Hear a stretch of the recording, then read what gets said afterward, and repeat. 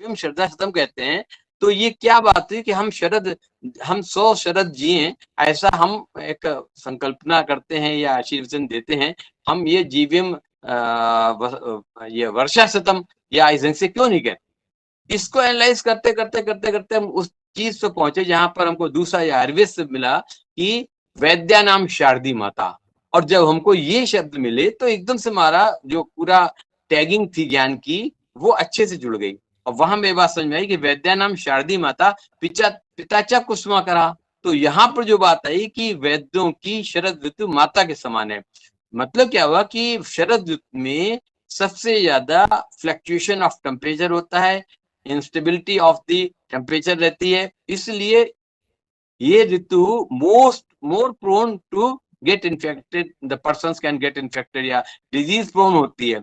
तो उस हिसाब से जो इसमें शरद ऋतु के लिए बताए गए प्रोटोकॉल का पालन नहीं करेंगे आहार विहार के क्रम में, तो वो अधिक जल्दी बीमार पड़ सकते हैं। और उस बीमार पड़ने की स्थिति में जिस प्रकार से माता अपने पुत्र का, अपने संतान का भाव रखती है, पालन पोषण करती है, उसी प्रकार से जब मरीज बनेगा, रोगग्रस्त हो जाएगा इंसान, तो वैद्य के पास आएगा।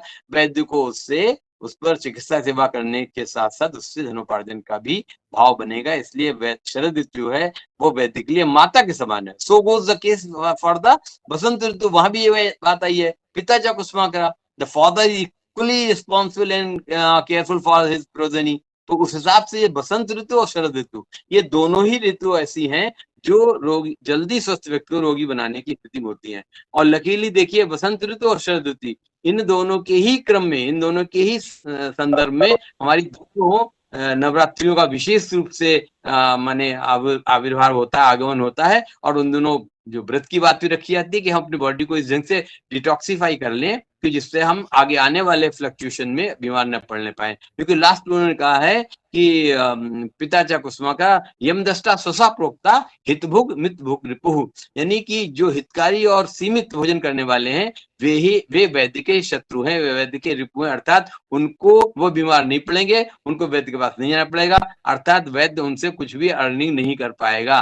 तो इसलिए ये शरद ऋतु के बारे में केवल शरद पूर्णिमा और खीर से बात नहीं बनेगी, इन सब चीजों को भी लेके चलना होगा कि जीवम शरदा शतम करके हमारे माने चिंतकों ने इसलिए बात रखी कि a person who will be able to cross और to live the Sharad ritu we automatically be able to cross rest of the ritus. तो ये कॉन्सेप्ट हमने अपनी तरफ से इसको सोच पाया कि शरद ऋतु को जो लोग अच्छे तरीके से निर्वाह कर लेंगे, उसके डूज एंड डोंट्स को फॉलो करेंगे, शरद ऋतु में बीमार नहीं पड़ेंगे, तो आगे आने वाली ऋतुएं तो हमारे लिए बॉडी को एनर्जी देने वाली होंगी, इम्यूनिटी बढ़ाने वाली होंगी, ज्यादा रखने को दीप्त रखती हैं। भोजन जो पाएंगे सुपाच्य और इवन दुष्पाच्य के लिए भी कहा गया इस समय अगले वाली ऋतुओं में दुष्पाच्य भोजन भी अच्छे से ग्रहण हो जाता है, क्योंकि मंदाग्नि जो मतलब जाठरंग जो वो दीप्त हो चुकी होती है। तो ये दोनों चीजें भी हमने यहाँ पे जोड़ने की कोशिश करी है कि जीवम शरदा शतम और वैद्यानाम शारदी माता के क्रम में भी हमें शरद ऋतु के पालन और उसकी दिनचर्या के पालन में विशेष ध्यान रखना होगा।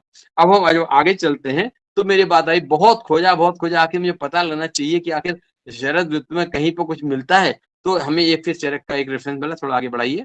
इसमें एक लाइन रेफरेंस मिला, मैंने आधी इसमें डाली है। ये हाँ, एक ऋतु की बात भी रखी है कि देखिए ये बहुत ही बड़ी एक वैज्ञानिक कॉन्सेप्ट है। देखिए हरित की एक है, 5 रस से युक्त होती है, फिर भी विभिन्न ऋतुओं में विभिन्न अनुपान के साथ में उसके प्रयोग करके हर स्वस्थ व्यक्ति को स्वस्थ बनाया जा सकता है। इसमें शरद ऋतु में शर्करा की बात आई है, और वहां पीछे हमने जो उसमें जो खाद्य पदार्थ के बारे में रखी थी ना, तो वहां भी हमने यही दिखाया था कि उसमें दधी वर्ग में, मिष्ठान वर्ग में, हाँ ये जो क्षीर वर्ग आया, यहाँ पर शर्करा आचार्य सुश्रुत ने प्रशस्त किया हुआ है। तो ये टैगिंग हमने वहां से ली है, इसलिए हरितकी के साथ को हम शर्करा साथ में लेते हैं। ये जो पंचरस प्रधान हमारी औषधि है स्वस्थ व्यक्ति के लिए, औषधो उपचार नहीं है, रोग का उपचार नहीं है, तो हम स्वस्थ कैसे बन सके, इसलिए स्पेसिफाई कर दिया कि शरद ऋतु में यदि शर्करा के साथ में हम नित्य प्रयोग में हरित का सेवन करेंगे तो हम स्वस्थ हैं और स्वस्थ बने रहेंगे। तो इसके अगले भी दोनों स्लाइड हमने डिस्कस किए, जिसके तहत हमने बताया कि जीवम शरदा शतम जो हमारा आर्ष वाक्य है, जिसके लिए हम लोग मानते हैं वी विश टू लिव 100 शरद ऋतु, that is 100 years of age। ये हमारा जो वैदिक नोशन है ट्राई माता के, तो वो ये the persons are more prone to fall ill if they do not follow the recommended protocol of Sharad ritu. Resultantly Sharad ritu is favourable like mother to the vaidyas. ये इस नोशन को हमने इससे जोड़ने की कोशिश की है। इसी क्रम में जो हमने बहुत खोजा, ये थोड़ा सा हमारा पिक्चोरियल प्रेजेंटेशन है कि शरद ऋतु के मामले में सामान्य बच्चा जो कक्षा 5-4 में पढ़ता है, वो कहता है अम्मा हमें ये बताओ ये इतना बढ़िया चंद्रमा इतना बड़ा क्यों दिखता है, 12 महीने की पूर्णिमा क्यों नहीं दिखता है। तो वो हमने इसमें थोड़ा सा हमारा पिक्चोरियल के पूछिए सन, अर्थ और मून, ये किस क्रम में, देखिए आधा जो दिखाया गया वो तो जो रात जो एक्चुअली है क्या, हम सब जानते हैं चंद्रमा के पास तो कोई रोशनी है नहीं, रोशनी जो भी है वो सूर्य की है। तो सूर्य की रोशनी से चंद्रमा पृथ्वी के उस पार्ट पर जहां अंधेरा हो चुका होता है, तो सबसे अच्छी रोशनी की जो किरणें चंद्रमा को मिल रही हैं, वो इस समय चंद्रमा सूर्य के अपने एक्सिस पर और सूर्य के चारों तरफ, पृथ्वी के अपने एक्सिस पर और सूर्य के चारों तरफ घूमते हुए की जो स्थिति बनती है, उसमें चंद्रमा सबसे करीब में होता है और इस वजह से चंद्रमा बड़ा सा साफ सुथरा दिखाई पड़ता है। और जो हमारा मैग्नेटिक फील्ड का जो मैग्नेटिज्म या मैग्नेटिक फील्ड का जो कॉन्सेप्ट है, उसके लिए ये है कि चंद्रमा को भी जल का ही भाग माना गया है, जल के फेवरेबल माना गया है, एफिनिटी मानी गई है। यही वजह है कि समुद्रों में जो टाइड आते हैं, हाई टाइड आते हैं, इसीलिए कि जल को वो और अधिक अच्छे तरीके से आकर्षित कर पाता है, इसलिए ही पूर्णिमा को ज्वार आया करते हैं। ठीक है, अभी तीसरी चीज बताई, इसको हमने और आगे से बनाया है कि नेक्स्ट वाला स्लाइड दिखाइए। हाँ, इसमें देखिए सन तो इतना बड़ा बहुत दूर है, बहुत दूर है और फुलेस्ट माने हीट से और लाइट से जुड़ा हुआ है। लेकिन पृथ्वी जहां पर है, वो पृथ्वी चंद्रमा किस तरीके से घूम के सामने आ रही है, और वो धीरे धीरे धीरे धीरे जब बिल्कुल पृथ्वी का वो पोर्शन, जैसे आज इंडिया में जब हम शरद ऋतु बना पा रहे हैं, तो वो पोर्शन है जो पृथ्वी पर अंधेरा है, मध्य रात्रि है, और चंद्रमा हमें उस समय फुलेस्ट फॉर्म में दिखाई पड़ेगा। तो फुल मून होगा, और जो विदाउट मून की स्थिति होगी, वहां पर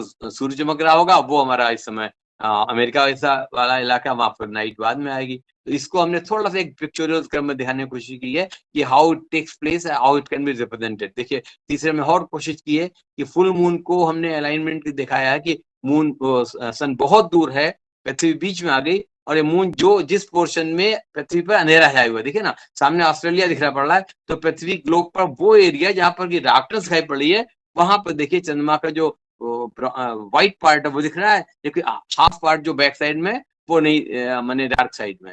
तो ये पिक्चोरियल क्रम में दिखाने की कोशिश की गई है।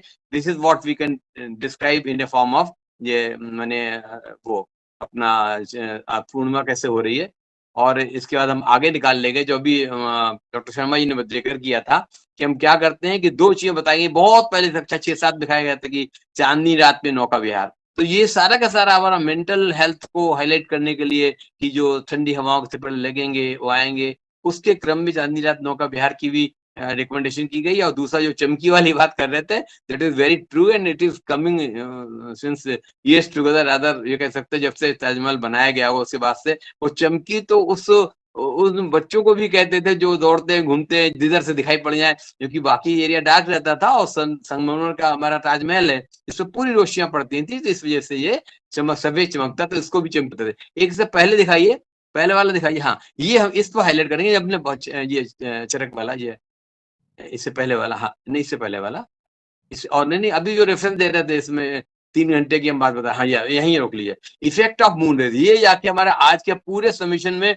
जो निचोड़, जिसको हम टेक्निकली अपने ग्रंथ का सपोर्ट दे सकते हैं आज के खीर के क्रम में, वो हमने बहुत ढूंढा तो मिला है। इसका आधा श्लोक जो हमने काट दिया, क्योंकि हम इसी पर चर्चा करेंगे कि effect of moon rays during Sharad ritu. Acharya Sushruta ने हमारे सुश्रुत सूत्रशास्त्र कक्षा अध्याय 6 में 48वें श्लोक पाया। इससे पहले वाले में तो मालाएं वो सब की बात देखी, हमने छोड़ दिया है। शरद काले प्रशस्यन्ते प्रदोषे चेंदु रश्मयः, इंदु की माने मून की रश्मियां जो हैं प्रदोष काल में बताई हैं। अब आप इसको देख लीजिए, ये 3 घंटे के समय, जैसे हम दिन और रात को डिवाइड करते हैं, तो हम सुबह 6 बजे से शाम के 6 बजे तक जनरली मानते हैं 12 घंटे के दिन, और शाम के 6 बजे से सुबह के 6 बजे तक 12 घंटे की रात्रि। अब ये डिपेंड करता है सनराइज की, डेली वेरिएट करता है। कि सनराइज के उसी हिसाब से ब्रह्ममुहूर्त बनाते हैं। तो सनराइज के क्रम से जब सनसेट हो गया, वहां से फिर 3 घंटे का सामान्य रूप से जो निशीत काल है या गोधूली वेला है, वहां से प्रदोष काल शुरू हुआ। लेकिन इसके जो ड्यूरेशन वो हम 3 घंटे मान लेते हैं। तो ये टाइम हाईलाइट किया गया कि this is the time when the moon rays are available and they are of the quality that they increase the body health in the sense of the these are known as the conducive for health। तो ये जो सूर्य moon की चंद्रमा की रश्मियां हैं जो माने अब इसमें स्पेसिफाई नहीं किया कि इन्होंने पूर्णिमा के लिए कहा, ये प्रतिदिन की है, तो पूर्णिमा वाले दिन थोड़ा और फ्लक्चुएट कर सकते हैं। तो 3 घंटे का जो समय है रात्रि का शाम का है, उसमें जब हम खीर बना रखते हैं विद ऑल प्रिकॉशन कि धूल मिट्टी गंदगी भी ना आए और इतना बड़ा भी प्रोटेक्टर भी ना हो कि सनरेज मून रेज उसके अंदर प्रवेश न कर सके, तो बहुत ही महीन वाली जाली से ढक के जब इसे रखते हैं। तो ये 3 घंटे की तो आवश्यक है। अब उसके बाद पूरी रात पड़े रहने, पता लगा पूरा अमृत तो पड़ गया, लेकिन फिर रात में बिल्ली खा गई या कोई और खा गया तो सारी मेहनत बेकार हो जाएगी। तो यहाँ पर क्या आ रहा है, इसमें 2-3 चीजें सामने आई जो अभी तक आ रहा है, वैसे तो पूरा भरा पड़ा है आज के पेपर्स भी और नेट भी, कि हमारे पास दूध है, चंद्रमा से जो दूध रखा गया है उसमें जो हमारे पास मिल्क प्रोटीन है और जो लैक्टिक एसिड के प्रेजेंस में जब हम उसको बना रखेंगे तो बैक्टीरिया का ग्रोथ अच्छी से होगा। तो ये बैसिलस लैक्टाई जो है जो हमारे इंटेस्टाइन पे बहुत ही फेवरेबल है। साथ में मिल गया चावल, चावल मिल गया कार्बोहाइड्रेट, तो ये कार्बोहाइड्रेट या जो स्टार्च जो भी है ये उस बैक्टीरिया को ग्रो करने में और सहायक हो गया। इस तरीके से प्रोफ्यूज क्वांटिटी में हमें बने बनाया नेचुरल प्रोसेस द्वारा हमने जो बैक्टीरिया की अच्छी ग्रोथ ले ली, फिर चाहे हमें इसको 2 चम्मच खाने को मिल जाए। उसके साथ साथ जो इसमें औषधि गुण से युक्त हो जाती हैं हमारी जो मून की रेज हैं, तो ये मिला के हमारे बनी बनाई खीर को और भी अमृत तुल्य प्रभाव देती हैं। इसलिए आपको नेक्टर या एलिक्सर या ये कहते हैं कि चंद्रमा के द्वारा शरद पूर्णिमा की रात्रि को अमृत की वर्षा होती है, जिससे हमारा मिष्ठान या खीर जो बना रखते हैं वो सामने आता है, उस प्रभावित होती है, उसको सपरिवार ग्रहण करना चाहिए। तो ये हमने थोड़ा सा लास्ट में लिखा कि it is believed that on this day the nectar form of sky is raining because moonlight has medicinal properties which has the ability to remove many incurable diseases। अब many में बहुत सारे लोग क्लेम कर रहे हैं, कोई जैसे दमा को फायदा हो जाता है, कोई से अम्ल पित्त शांत हो जाता है, किसी को ब्लड प्रेशर शांत हो जाता है, निजीनेस शांत, इंसेंसिटी आ जाती है, लोग कहते हैं पागलपन भी आता है कहीं कोई ये फुल मून नाइट में जिस ज्वारभाटे क्रम में, तो उसको भी इसमें शांति मिलती है। ऐसे बहुत सारी बातें उन्होंने कह दिया कि बहुत सारी जो डिजीज है इनक्यूरेबल डिजीज है उन पर है। There is also a belief that माँ लक्ष्मी वॉज बॉर्न। अब देखिए कितना बड़ा काम है, माँ लक्ष्मी समुद्र मंथन के बाद आज निकल रही है। हमारे धनवंतरी जी भगवान धनतेरस को निकलेंगे, जो 14 रत्न निकले थे, बहुत लंबा प्रोसेस था, समुद्र मंथन आसान नहीं था। और जो कोजागिरी की बात करते हैं उसका ये भाव है कि आज रात्र में लक्ष्मी जी की पूजा करते हैं इसलिए जागरण करते हैं। तो कहाँ जागरण मतलब कौन कौन सोता है, कैसे, मतलब किसी को नहीं सोना चाहिए, इसके एक शब्द अर्थ में लेके चलते हैं। जो कोजागिरी पूजा क्रम में भी लक्ष्मी पूजा है और आज तुलसी जी की भी पूजा की जाती है। तुलसी पूजा करना, भगवान विष्णु पूजा करना, कुबेर जी की पूजा करना, और साथ साथ ये जो खीर का प्रसाद बनाया गया है रात्रि में चंद्रमा की रश्मियों से मिला के प्रभावित करके लाभान्वित करके इसका सेवन करना। तो इन सब भावों के साथ में हम आप सबको हैप्पी शरद पूर्णिमा कहते हैं with a happy and tasty kheer, so that our health which has been given by God should be maintained with our all good works। So I am very thankful all of you for listening me and giving me chance to share my views।